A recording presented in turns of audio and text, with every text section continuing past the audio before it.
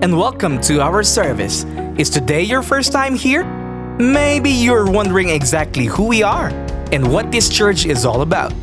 Well, we'd like you to know that we are a group of people that loves God, upholds His Son's teachings, and want more of Him in our lives. Our guide is the Bible because we believe it to be the absolute in matters of faith. Our vision is to share the message of the hour, salvation, and God's love. At our church, you'll find worship through music and singing because our God is truly amazing. He created everything, great and small. His love for us is powerful and completely unconditional. We'll work really hard to bring you practical teachings, sound doctrines, and relevant messages to equip and guide us every day. Life is full of challenges, and none of us are perfect. But we believe that's one of the reasons God has brought us together. We are all here to help and support each other along the way because nobody should have to travel alone. So, thanks for joining us today. Welcome to Tabernacle of Jesus Christ Church Online.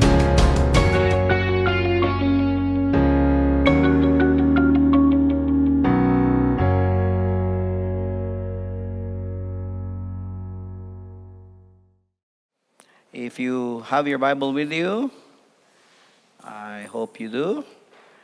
Turn with me in Galatians chapter 2.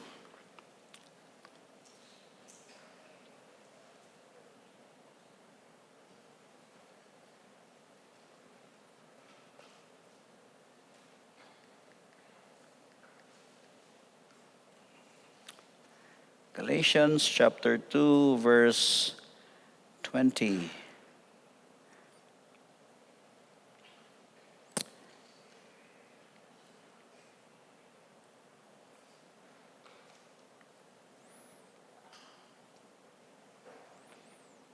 It says here, I am crucified with Christ. Nevertheless, I live, yet not I, but Christ liveth in me. And the life which I now live in the flesh, I live by the faith of the Son of God, who loved me and gave Himself for me. May our Heavenly Father bless the reading of His Word. Bigyan ko lang kayo ng konting background sa sulat ni Pablo sa Galatia. Ito po ang simbahan na kung saan ginugulo ng mga Judaizers. Yun po yung mga mananampalataya na sinasabihan ang mga believers that unless they follow the law and be circumcised, sila po ay walang parte sa tipan ng Diyos. And may mga kapatid tayo na naakay nila at nauga. Sila po ay nahapay, sila ay nagambala spiritually speaking. Kaya si Pablo ay nagsabi, I am surprised that you are so soon removed from the gospel, no, in believing into another gospel. At may binanggit pa si Paul dito sa verse 4. Medyo mabigat itong kanyang statement. And that because of false brethren. So meron palang mga bulaang mga kapatid, unawares, brought in, who came in privately. Ito po yung mga nagpanggap na mga kapatid. To spy out our liberty na sila po'y, ano ba sa Tagalog yung spy? Sila'y nag-iispiya ng ating kalayaan kay Kristo Jesus upang tayo'y kanila muling ibalik sa pagkabihag. At ang sinasabi ni Pablo, mga kapatid, na kung muli kong itatayo ang bagay na sinira ko na, ano ang kabuluhan nito sa akin? Sabi niya sa verse 18, pakinggan po ninyo. For if I build again the things which I destroyed, Actually, yung word na destroyed, hindi naman talaga sinira, no? Ang sinasabi ni Pablo rito, ang kautusan na kung saan pinanggalingan ko, ay iniwang ko na yon. Patay na ako doon. Dahil kung hindi ako mamamatay doon, hindi ko magagawang yakapin ang ebanghelyo ni Kristo. No? Kanya, sabi niya sa verse 19, "For through the law, I'm dead to the law. I am already dead to the law." Meaning, because of the revelation given to him, naintindihan ni Pablo ang purpose ng kautusan. Subalit ang mga kapatid sa Galatia, sila po ay considered babes, no? At si Pablo ay sumulat para himukin silang manumbalik sa ebanghelyo ng Panginoon. Sabi niya, "For through the law I'm dead to the law that I might live unto God. I am crucified with Christ." Literally, hindi po.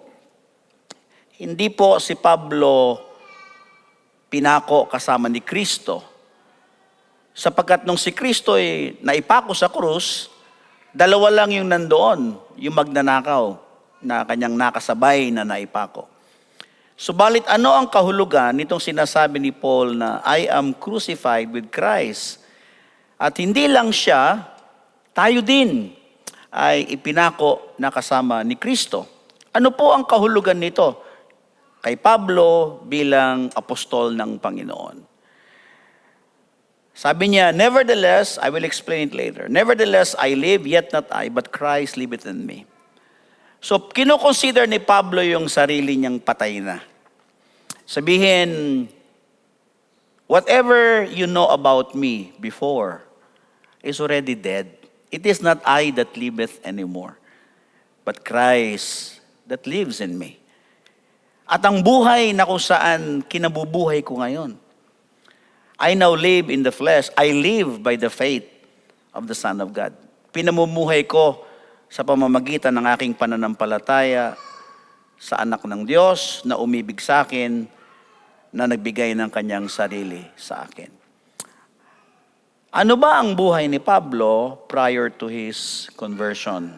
Sino si Pablo bago siya naging mananampalataya? Pakinggan po natin ang paglalahad ni Pablo ng kanyang sarili sa Philippians. Mga kapatid, no, may mga buhay tayo lahat, no? Tayo lahat, may mga pinanggalingan tayo. Meron tayong mga nakaraang buhay. Si Pablo po, ano ang dati niyang buhay? Philippians chapter 3. No?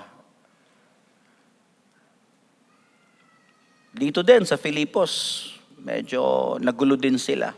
May mga taong nagmamalaki sa kanilang kalagayan sa laman, mga manggagawang nagmamalaki sa kanilang laman. Sabi ni Paul sa verse 4, Philippians 3, "Though I might also have confidence in the flesh, if any man thinketh that he hath whereof he ought trust in the flesh, I more." Kung may nagsasabi, sabi niya na maipagmamalaki niya ang kanyang laman, lalo ako, sabi niya. Sino ba siya? Ano ba ang kalagayan ni Pablo? Who was he? Bago niya na-meet ang ating Panginoon, bago niya niyakap ang pananampalatayang Kristiyano. Sabi niya, concerning circumcised the 8th day. Yan ang tradisyon ng mga Hudyo. Pag pinanganak yung isang male child, at the 8th day, sinicircumcise. Yung circumcision, tanda ng tipan ng Diyos sa Israel. Of the stock of Israel, of the tribe of Benjamin. Siya pala'y lahi ni Benjamin. An Hebrew of the Hebrew. Ako'y Hebreo ng mga Hebreo. As touching the law, a Pharisee. Alam niyo yung mga Pharisee, parang kontrabida yan sa Ebanghelyo. Pero prior to the advent of Jesus Christ, ang mga Pharisee, sila yung medyo spiritual kahit papano. Sila yung nagsisikap na mag-maintain ang spirituality ng kautusan. Unlike the Sadducee, na medyo political, At kakaiba po ang kanilang paniniwala. No, but the Pharisee, medyo kahit papano scriptural and they want to stay faithful to the letters of the law. No? Concerning zeal, kung ang pag-uusapan ay paglilingkod, inuusig ko yung simbahan, sabi niya. Yung mga lumalaban sa pananampalatayang Hudyo, pinapatay ko sila. No? Persecuting the church. Yan po yung buhay ni Paul. Kung ang pag-uusapan naman ay katuwiran, sabi ni Pablo, which is in the law. Alam nyo, mahirap sabihin ito itong sinasabi ni Paul. Pero ganun ang pagtingin ni Pablo sa kanyang sarili. Wala siyang kapintasan. Parang kung titignan mo, si Pablo napakayabang, Sino ka para sabihin mong blameless ka? Pero ganun po ang pagtingin ni Pablo sa kanyang sarili dahil marubdob niyang nilakaran ng letra ng kautusan. At mataas po ang kanyang katungkulan sa relihiyong Judaismo. Pero ano po ang kanyang ginawa? Ano po ang kanyang isinakripisyo? Nang yakapin niya ang ating Panginoon. Ang sabi niya, "Yea, doubtless, I count all things but loss." Itinuring kong walang kabuluhan for the excellency of the knowledge of Christ Jesus my Lord. Para makuha ko ang katanyagang o maluwalhating karunungang na kay Kristo Jesus na Panginoon. For whom I have suffered the loss of all things. Yan po yung naisakripisyo ng apostol na ang kanyang buhay, lahat ng pribilehiyo bilang isang Pariseo, bilang isang kinikilala sa lipunan, bilang isang mataas ang katungkulan sa kanyang dating relihiyon, yun po'y kanyang iniwan. Sabi niya, "For whom I have suffered the loss of all things, and do count them dung." Itinuring ko silang walang kabuluhan upang aking mapagwagian si Kristo Jesus. Yan po ang kanyang dating buhay, si Apostol Pablo. At nang makilala niya ang ating Panginoon, mga kapatid, it was a total transformation. Hindi 50%, hindi 70%, 180 degrees turnaround. Talagang ang buhay ni Pablo ay nabago, mga kapatid. At ang mga bagay na tila mahalagang panlupa ay hindi niya binigyang mabigat na timbang.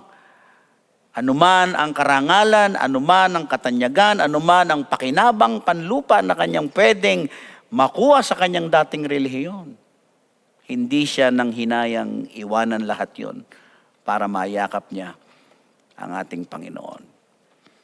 Ang sabi niya dito sa verse 20, balikan natin ang Galatians chapter 2. Mga kapatid, sabi niya,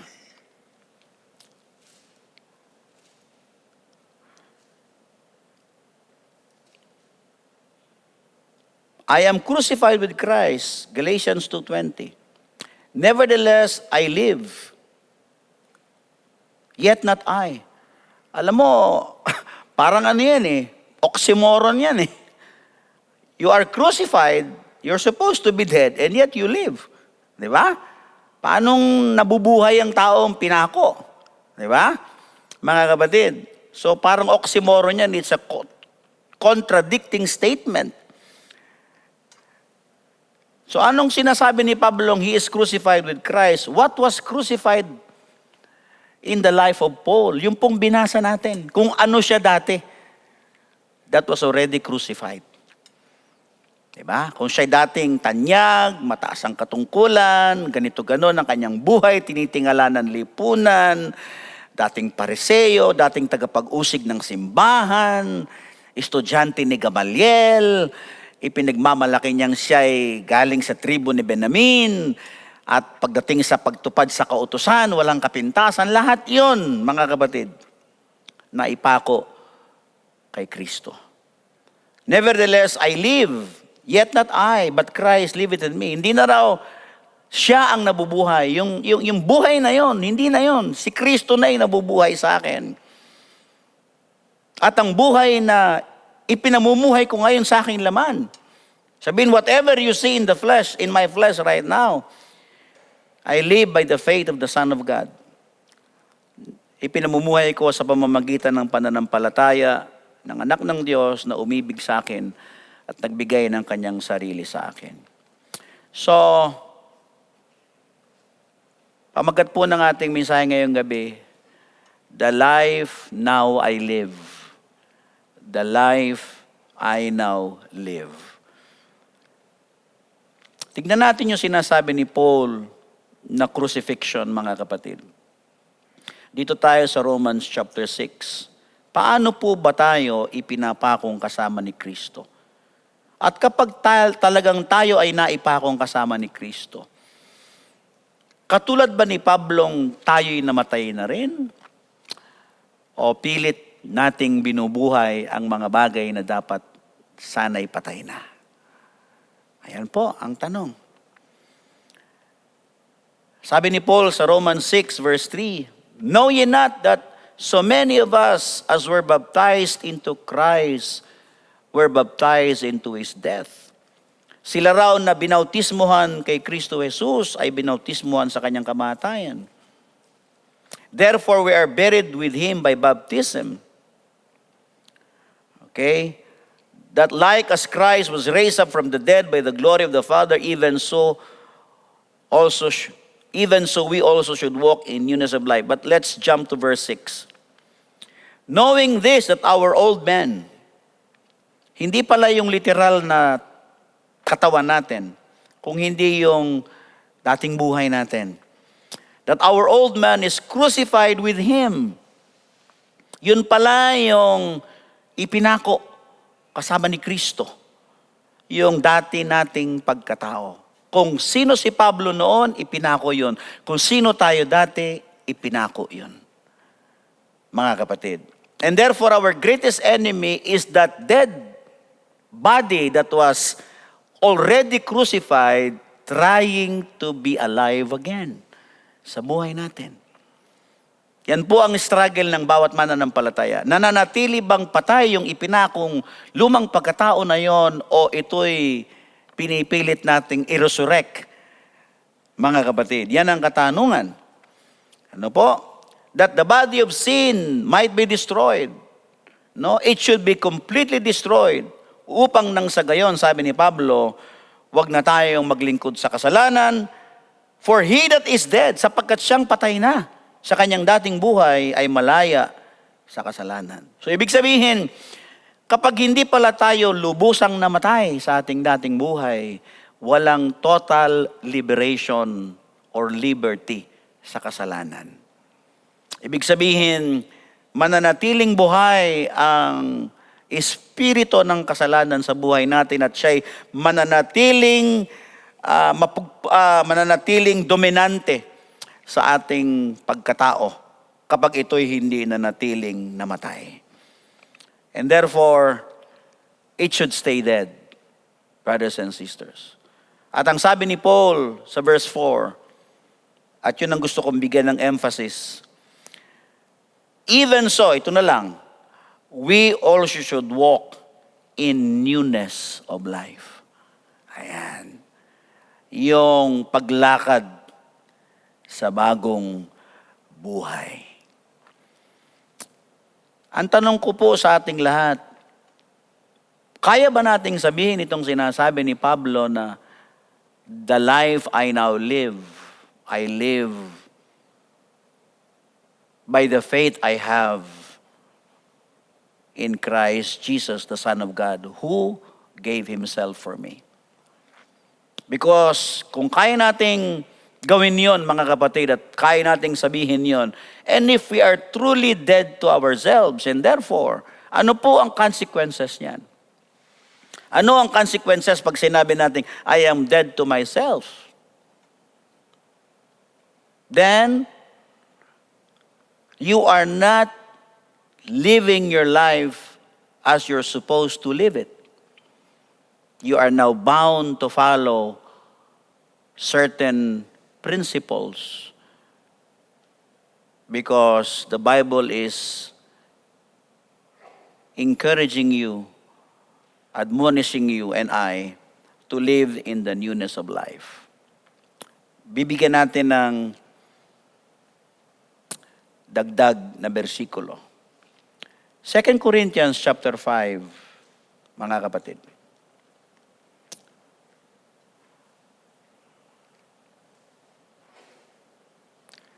Ganito po ang ating mababasa sa verse 17.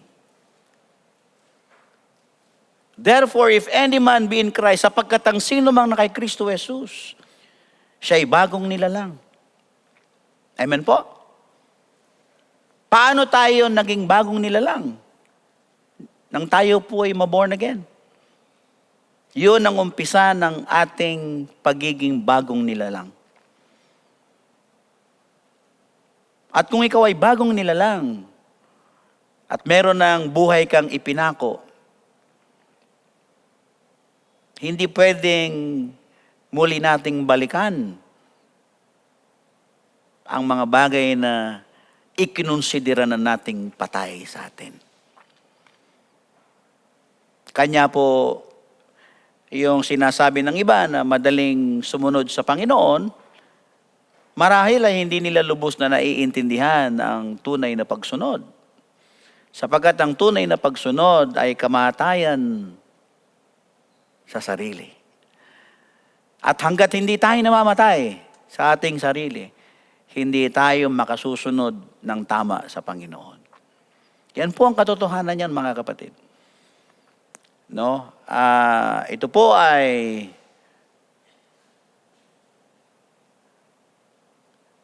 biblical. Hindi pwedeng ang salita ng Diyos ang magpapasakop sa atin. Tayo po ang magpapasakop sa salita ng Diyos. Kaya ang sabi ni Pablo, ang lahat na nakay Kristo, ang tanong ko po, kinikilala ba natin ang ating sariling nakay Kristo tayo? Amen po ba? Ngayon, kung tayo po ay nakay Kristo, ang pasabi ng Biblia, tayo yung mga bagong nilalang. Anong sabi ni Pablo sa Roma 6? Newness of life. Ano ang simbolo ng newness of life? Spiritual resurrection. Kaya nung tignan nila si Kristo Jesus, hindi nila nakilala. Bakit? Dahil nag-ibang anyo ang ating Panginoon. May pag-iiba ang kanyang anyo, mga kapatid, nung siya'y nabuhay na maguli. At pag binasa mo sa Roma 6, ang atin pong pag-ahon sa tubig ng bautismo na tayo lalakad sa panibagong buhay ay itinutulad sa pagkabuhay na maguli ni Jesus. Merong namatay sa atin, may inilibing sa atin, at hindi pwedeng ang namatay at inilibing, siya ring taong babangon. Pag bumangon yung namatay at inilibing, iba na po ang babangon, mga kapatid. Dahil maging sa literal na pagkabuhay na maguli, pag tayo binuhay ng Panginoon, ang katawang mabubuhay ay isang katawang wala ng kasiraan. Pero samantalang naghihintay tayo ng physical na resurrection, tayo'y nakaranas ng spiritual resurrection sa pamamagitan ng pagtanggap natin ng bautismo ng banal na Espiritu. Kaya pag-ahon mo sa tubig ng bautismo at ikaw ay biniyayaan ng Diyos ng kanyang banal na Espiritu, ang hakbang na hahakbangan mo ay hakbang ng panibagong buhay. Yan na po ang ating identity. Whether you like it or not. That's why the struggle in this life is actually ourselves. We fight ourselves. We fight our own battles, mga kapatid. Pag tayo po ay naging bagong nilalang na at nakay Kristo na tayo at tayo naging bahagi ng sambahayan ng Diyos, ang prominenteng batas na atin pong ipinagpapasakupan ay ang batas ng Diyos. Si Kristo ay maliwanag na nagbigay ng halimbawa. kung pwede lang ang wika ng Panginoon, masunod ang aking kalooban, subalit, Ama ang wika ng Panginoon, masunod ang kalooban mo. Sa panalangin ni Jesus, sa Ama namin, sa Our Father, the Lord's Prayer, sabi niya, masunod ang iyong kalooban sa langit, sa lupa, gayon din sa langit. Ibig sabihin, pag ang tao po ay napasakop na sa Diyos, ang atin pong pinipilit na masunod ang kalooban ng Panginoon.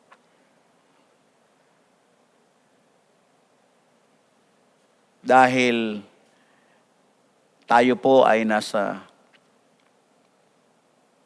bubungan, sambahayan ng ating Ama. Ganito po ang sinabi ni Pablo sa Colosas Kapitulo 2. Basahin po natin.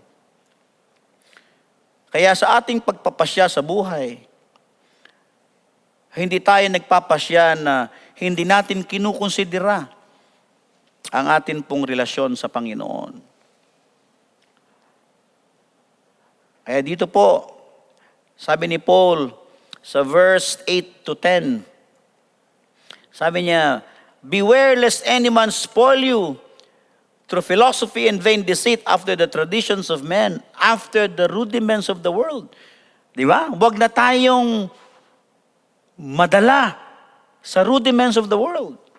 Ano yung rudiments? Alam mo, sa music, yan yung basic foundation ng music, rudiments. Di ba? Mga kapatid, yan yung parang pinaka-ABC. No? Foundation, no, principles, building blocks of knowledge. So meron din pong attraction ng mundo. Pero ang paalala ni Pablo, wag na tayong paakay. No? Sa attraction ng mundo. Sapagkat ito'y hindi kay Kristo. For in Him dwelleth all the fullness of the Godhead bodily. And you are complete in Him. Ang atin pong kapunuan ay nasa ating Panginoon, which is the head of all principality and power. Sino po ang head ng principality and power? Si Kristo, kaya tinatawag natin siyang Lord. Pero ang sabi ng Panginoon, bakit niyo ako tinatawag na Panginoon? Hindi niyo naman sinusunod ang aking mga kautusan. Alam po ba ninyo na ang totoo niyan, hindi na natin pag-aari ang buhay natin? Dahil tayo binili ng Diyos. We are purchased. Binili tayo ng dugo ng ating Panginoon. Basahin po natin sa Peter. Gusto ko lang bigyan ng emphasis ito para makita po natin, mga kapatid, no, na verse 18 ng 1 Peter chapter 1 up to 19. For as much as you know that you were not redeemed. Alam mo yung redeem is to buy back. Bilhing muli sa pagbayad ng isang halaga. Tama po? No? Pag nire-redeem mo yung isang bagay na isangla, binabayaran mo pati tubo. Tama po ba? So yung tayo po ay naisanla tayo kay Satanas. Dahil siya yung naging katiwala ng buhay natin nung mahulog ang tao sa pagkakasala. Temporaryong minamanipula ng demonyo buhay natin. Magaling talaga siya Marami na siyang nadaya, mga kapatid. Ano po? Pinaniwala na ang totoong buhay ay yung buhay na kanyang ipinapakita sa mundo. Alam nyo, ang sabi ng Panginoon, whoever seeks his life will lose his life. But whosoever loses his life for my name's sake will find life. Lahat ng mga naglingkod sa Diyos, may buhay na isinakripisyo. Hindi ka pwedeng maglilingkod sa Panginoong wala kang naisakripisyong buhay. Di ba, meron akong patutuo sa inyo na ako lang, gusto kong makatapos ako ng pag-aaral. Mga kapatid, no? 2 beses kong binasag ang puso ng tatay ko. Nung pinanganak si Judah Ben, 1993, pinuntahan ako ni John sa UP noon, nag-aaral ako. Pero for me, that is already a sign na ayaw ako ng Panginoon magpatuloy doon. Dahil nahirapan akong, alam niyo na yung kwento ko, di ba? Pumunta ako kay Pastor Villagonsa, binigyan ako ng cheque, walang pirma, bumalik ako uli. Pag uwi ko, umiyak ako sa bus. Sabi ko, grabe, ang hirap naman ng walang pera. Sabi ko, awang-awa ako sa sarili ko, awang-awa ako sa mag-ina ko. 5,000 lang yung pinaghandaan kong pera noon dahil akala ko manganganak si Jojo ng normal. Nasisaryan pala. But I took it as a sign that the Lord doesn't want me to continue my studies, and therefore I have to make a decision. So I wrote my father a long letter, and he did not speak to me for the longest period of time. Mga kapatid. But that's the price I have to pay. The question is, what is the price you're willing to pay in following the Lord? What is the life that you have to live? That the life that you will now live is not your own life anymore. It is the life of the Son of God in us. Yan ang katotohanan ng paglakad ng buhay Kristiyano, mga kapatid. Kaya yung mga kapatid ang nagsasalita, my life, my rule. Minsan nagtataka ako, born again ba talaga itong mga to? Naiintindihan ba nila yung pagsunod sa Panginoon? Tayo ba nagsisimbang parang Katoliko lang na tumanggap tapos ganun lang, tumanggap ng walang accountability, ng walang responsibility, ng walang commitment whatsoever. Hindi po. Pag tinanggap mo ang Panginoong Jesucristo, pumirma ka ng contract sa Diyos. You have entered into an agreement with God. It's a covenant that you have entered yourselves into. Kaya sabi dito, tuloy ko po ang basa, sapagkat nalalaman ninyong hindi kayo tinubos ng mga bagay na nasisira ng ginto at pilak, mula sa walang kabuluhan yung tradisyon ng inyong mga magulang, subalit ng precious blood of Christ, but with the precious blood of Christ as a lamb without blemish and without spot. Yun po yung ipinangbayad sa atin. That was the price paid for our redemption. And therefore, if somebody paid for you, you don't own yourselves. Somebody owns you. Meron akong mensahe noon ng 3 Greek word about we are put in a marketplace and we are sold to the highest bidder. We're like slaves. Amen? Ang mga Africans, di ba? Pagka pinarada sila sa marketplace, may yung mga slave owner, titignan kung sino dyan yung mga slave na pwede nilang bilhin. And whatever the master desires to do sa kanilang mga slave, walang magagawa yung mga slave. You have seen movies about the Negros, di ba? Tayo ganun din. Di ba? Binili tayo and then therefore, dati tayong slave na pinahihirapan ng demonyo, ngayon alipin tayo ng Panginoon. Binayaran niya tayo ng isang halaga. Pero yung Panginoon natin ngayon, kaya nga Panginoon eh. Di ba? That's why we use the term Lord, Master. Di ba? Hindi siya cruel na Panginoon. Unlike yung Panginoong pinagsilbihan natin wala tayong alam, na si Satanas, mga kapatid, nung tayo wala pa sa Panginoon Diyos, di ba? Ang buhay natin magulo. Tignan niyo yung mga buhay ng wala sa Panginoon, di ba? They have all the money in the world and yet they're not happy. Di ba? Magulo yung pamilya, mga kapatid. Meron nga akong kausap nung nagpakarwas ako.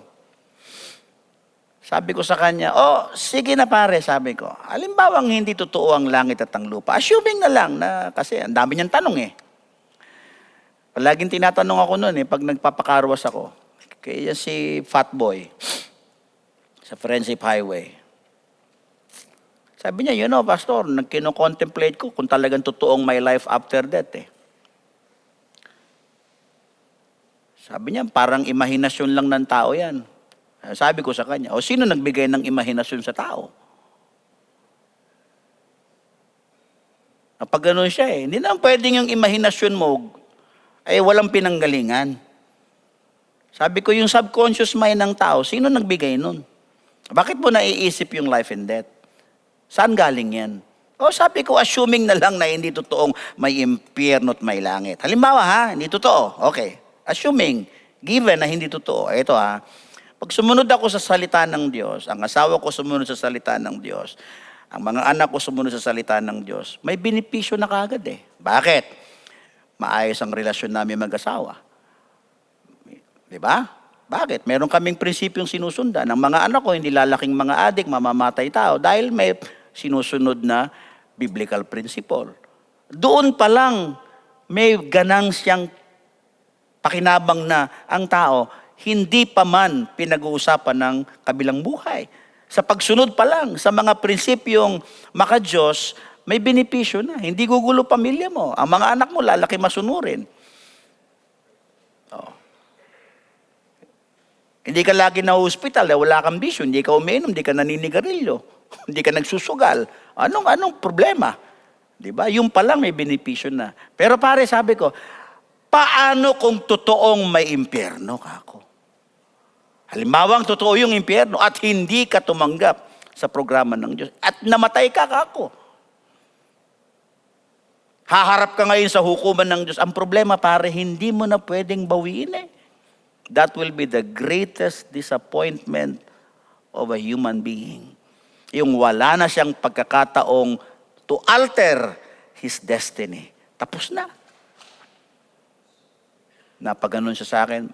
Palagi naman ako nagpapakarwas doon. Sabi ko, bala mo pare ako, masyas ka mo buntok kaya ako.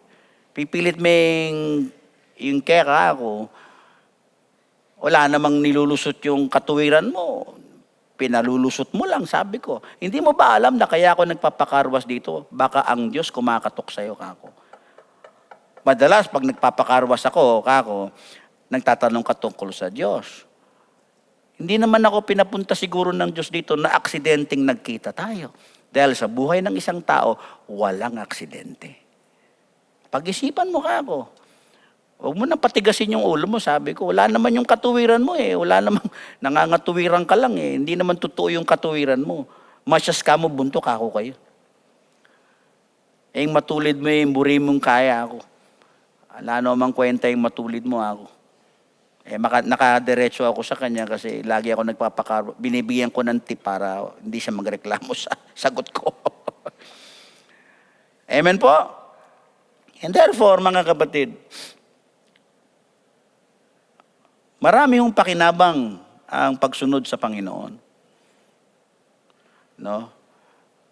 Kaya, buksan natin mga kapatid ang ating Bible dito sa 1 Corinthians.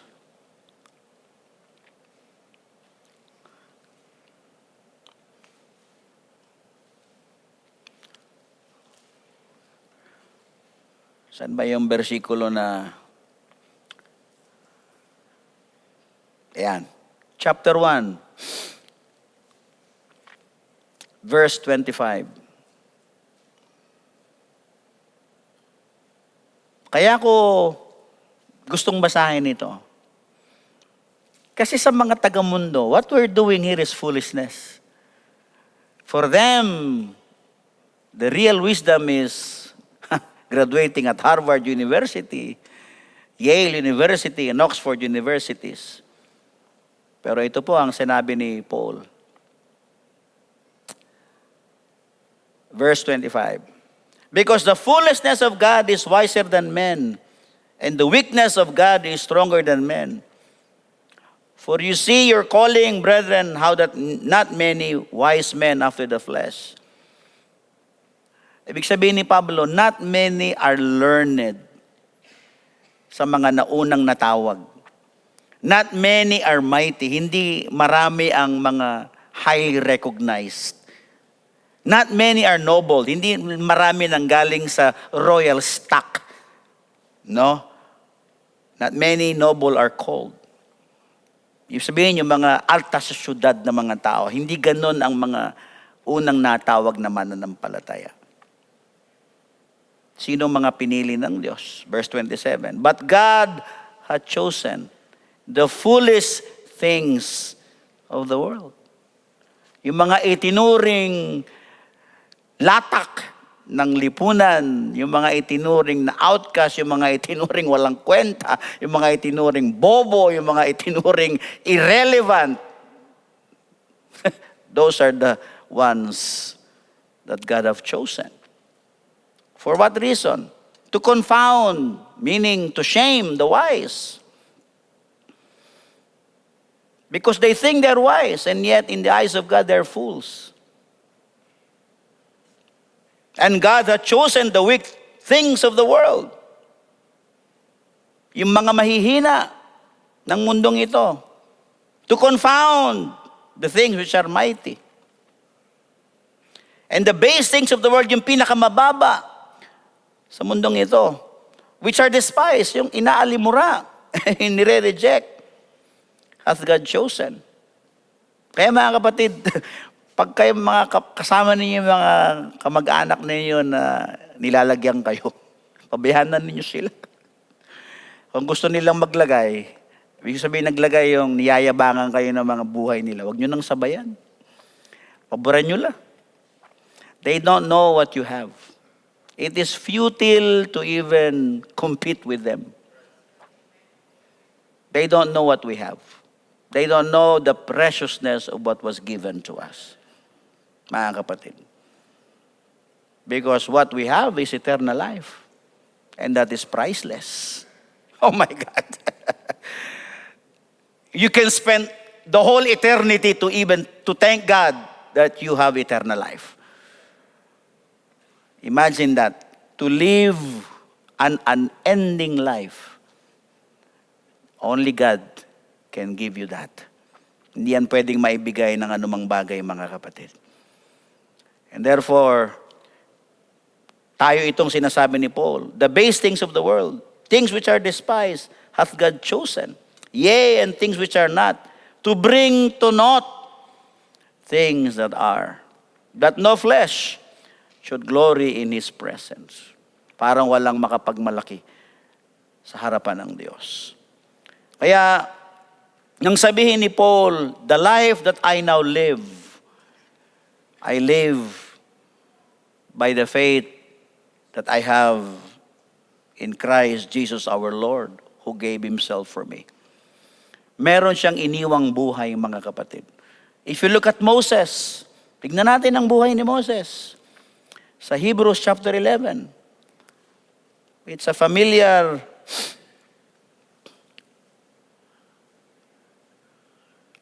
pwede tayo hanggang 8:30, mga kapatid. Maaga pa naman. Hebrews 11:23 up to 26. Up to 27. Sige daw. Tignan natin ang buhay ni Moses. By faith, Moses, when he was born, was hid 3 months of his parents because they saw he was a proper child and they were not afraid of the king's commandment. By faith, Moses, when he was come to years, refused to be called the son of Pharaoh's daughter. Choosing rather, he could have enjoyed the pleasure of Egypt. Tama? He was a prince. Why should you identify yourselves with the slaves? Ay mahirap niyang tanggihan yung tunay na identity niya, mga kapatid eh. Tama? Ha? Choosing rather to suffer affliction with the people of God than to enjoy the pleasures of sin for a season. May hangganan eh, tama? Esteeming the reproach of Christ greater riches, incomparable eh. Hindi pwedeng tapatan yung kayamanan na kay Kristo Jesus ng buong kayamanan ng Ehipto. Greater riches than the treasures in Egypt, for he had respect unto the recompense of the reward. By faith he forsook Egypt, not fearing the wrath of the king, for he endured as seeing him who is invisible. Mayroon ba siyang iniwang buhay? Opo.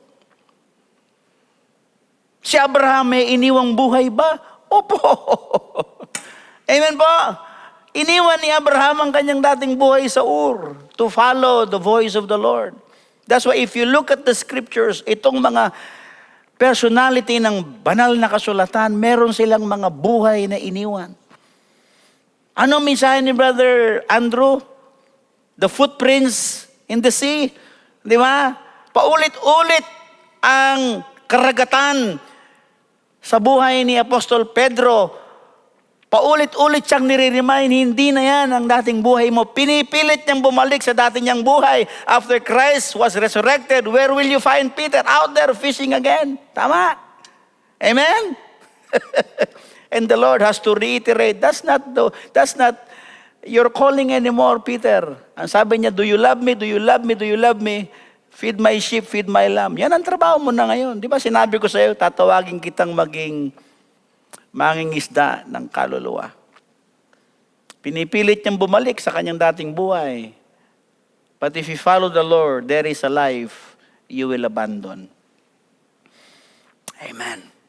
And if you will not abandon that life, it is difficult for you and I to follow the Lord. Mag-i-struggle ka lang, brother, sa buhay mo. Naalala ninyo yung testimony ni Sister Tess nung Sunday. Tama? Di ba? Imagine ninyo, ilang taon siyang naghihirap dahil pinili niyang mag-asawa ng unbeliever.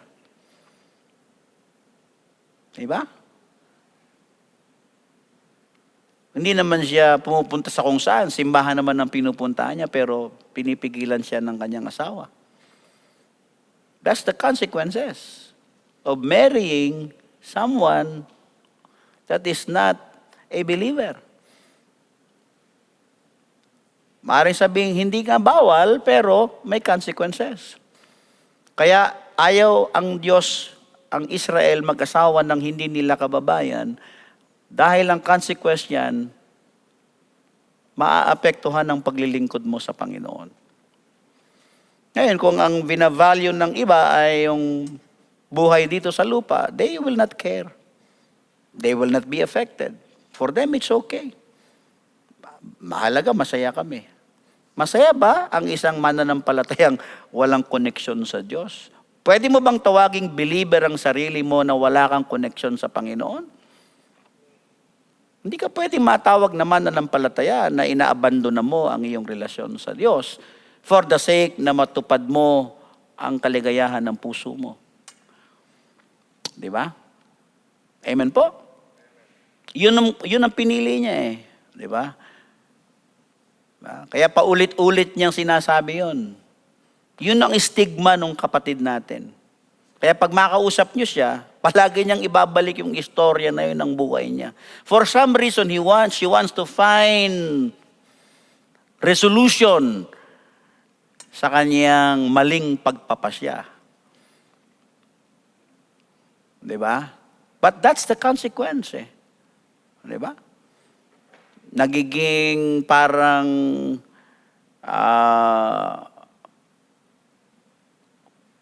tawag dito, parang konting pabor na lang na sila'y pinapayagan ngayon.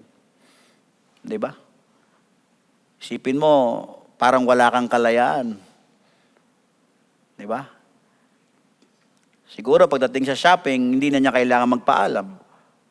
Pero pagdating sa simbahan, sa kanyang paglilingkod sa Panginoon, ang pinag-uusap ay pananampalataya. May nangyayari. May pagharang. Buti nga naaakay na niya yung kanyang mga anak. So lahat po yan may consequences, mga kapatid. No? Kanya mahirap sa buhay natin na nilalakaran natin yung hindi kalooban ng Diyos. Mayroong pasabi ang kawikaan. Do not be wise in your own eyes. In everything you do, you consult God. Tandaan po ninyo ito, mga kapatid. Pag kayo'y sumunod sa kalooban ng Diyos, hindi kayo makakakita na maganda sa una. Because it is a test of faith. Pero pag sinunod ninyo ang kalooban ng Panginoon, you will see the road up ahead. is getting brighter and clearer. At ang pinakamasarap noon sa lahat, may payapa ka sa puso mo. Alam ko na ang sinusunod ko, kalooban ng Diyos. Regardless of what my eyes allows me to see, the opinions of people, my heart is settled. I know that I am following the will of God. Yun po yung pinaka-importante, mga kapatid. Kaya nga yung mensahe ni Tim na sa Garden of Gethsemane, doon na ipanalo ni Kristo yung ating kaligtasan. Tama yun eh. Calvary is just the result of His decision at the Garden of Gethsemane when He made a resolve, let your will be done, Lord. Kaya kung ang buhay natin ay buhay na ni Kristo, makikita yan, mga kapatid, sa buhay natin. Tandaan po ninyo, hindi tayo pinahihirapan ng Diyos. Alam nyo, nangyayari, tayo ang nagpapahirap sa sarili natin. Kasi pinipilit natin ang hindi kalooban ng Diyos. Bakit hindi natin hanapin ang mukha ng Panginoon sa isang marubdob na panalangin? Have you ever cried before the Lord and really seek His face and really demand from God, Lord, bakit mo naman ipagkakait na malaman ko ang kalooban mo? Sabihin po ninyo, ng aking malakaran ito, di ako magkamali. Yan ang sinabi ko kay Brother Facelo nung tumawag siya sa akin. Sabi ko, kung tinawag ka ng Diyos, brother, umiiyak eh. Kung tinawag ka ng Diyos, 30 plus lang eh. Umiiyak. Sabi niya, Pastor, pag iniiwan na ako ng mga tao sa church, siyempre pagkatapos ng service, mag-uuwian na. Mag-isa lang siya. Ay, may mga pamilya na yung kanyang mga kapatid. Hiwalay eh. Parang si Timake. Kaya lang siya, bata pa. Siyempre may struggle yun. Naiintindihan ko yun, mga kapatid. Umiyak habang nakikipag-usap sa akin. Sabi ko, kausapin mo ang Panginoon. Walang easy road dito, brother. Tanungin mo ang Diyos. Makipag-usap ka sa Kanya. Kung kinakailangang mag-ayuno ka. Pakasiguraduhin mong may calling ka. Dahil kung ang Diyos ang tumawag sa'yo, sabi ko sa Kanya, if God called you, isusustina ka ng Panginoon. Ma-overcome mo yung loneliness, ma-overcome mo yung pangangailangan mo sa sarili mo and everything. At bibigyan ka ng Diyos ng mga kasama sa ministry para mawala ang kalungkutan mo. So binigyan ko siya ng advice, mga kapatid. Kaya hindi madali yung pumapasok sa ministeryo ng Panginoon, lalo sa kanyang kalagayan. So I advise him. Ganon din yan, whether tinawag ka ng Diyos sa ministry o hindi. Sa buhay natin, meron tayong mga ginagawang pagpapasya. No? Meron tayong mga desisyon sa buhay natin. Mga kapatid, it is better to wait and to know the will of the Lord than to do things without God's perfect will and be sorry in the end. Do you understand me? Naunawaan niyo ako, mga kapatid. Dahil si Pablo, ang sabi niya, the life that I now live. Pagtapos ka na doon, na-resolve mo na yung mga bagay na yan sama. Ito lang kasi dito yung digmaan eh. Samay natin eh. Nandito lang oh. Diba? Pagka napanalo mo na yun, it doesn't matter. Mga kapatid, wala na yan yung sinasabi. Tapos na eh. Panalo ka na sa isip mo eh. Diba? Pero kung sinusukat natin ang buhay natin sa dami ng pera, kung ano-anong mga sukatan ng mundo dyan, maaawa ka sa buhay mo. At yun, ang gagawin ng demonyo sa'yo, tatalon. Yan ang sinabi ko sa kanya, wag na wag kang maaawa sa sarili mo. Pagka naawa ka sa sarili mo, binubuksan mo ang pintuan, pinapapasok mo ang demonyo, sasakyan ka niyan. Ganun ang pwedeng mangyari sa'yo. See? Kasi naawa ka sa sarili mo eh. Di ba? And we are living in a world today that there is so much comparison about life. And therefore, kung wala kang malalim na relasyon sa Diyos, ang pagsubok ngayon, hindi na katulad nung ang mga Kristiyano dinadala sa arena at pinapakain sa wild dogs. Ang pagsubok natin ngayon is here. Is what the world is presenting before us and making it so attractive. Kaya nga Laodicea eh. We should be reminded of that. We are living in a Laodicean age, my brothers and sisters. And therefore, who is living inside of us? That's the question. Is Jesus living inside of you? Is He the one running our lives? Or we are still the one running our lives? Trying to make our own rationale on the things of life. Well, it's your walk with the Lord. Pero bilang pastor ninyo, my responsibility is to make sure you are walking in the pathway na gusto ng Diyos lakaran ninyo. Or else hindi ako ang dapat nyong maging pastor. Dahil ang trabaho ng pastor bilang shepherd ay i-lead ang kanyang mga tupa sa daan na gusto ng Diyos na malakaran ng kanyang mga tupa. At ito po yun, mga kapatid, ang malakaran natin, ang sakdal na kalooban ng Diyos sa buhay natin. At naniniwala ako, hindi tayo sasaktan ng Panginoon.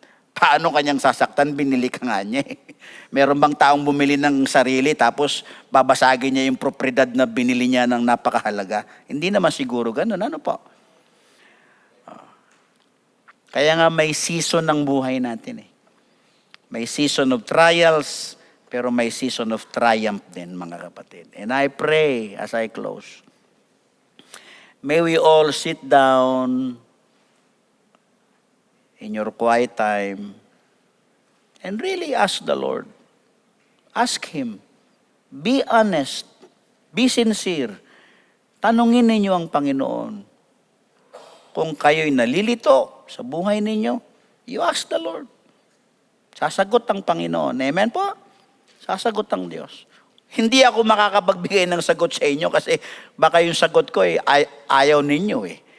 Pero pag ang sagot ay galing sa Panginoon at kumpirmado yan sa puso mo, mga kapatid, you will have peace of mind. Amen? At meron ka ng pinangahawakan. Ito yung sinabi ng Panginoon eh. Ito yung susundin ko. I am secured dahil na-bullseye ko ang kalooban ng Ama. At walang pagsisisihan, mga kapatid. Amen? So sana po, pag kayo nalilito, upo lang. Makipag-usap tayo sa Panginoon. Pagka naririndi tayo sa mga hindi natin alam kung anong dapat natin gawing pagpapasya, let's sit down and talk to our Heavenly Father. He will give you the answer that you seek. Maging honest lang tayo, mga kapatid. Amen? And be reminded that the life we now live is not our own,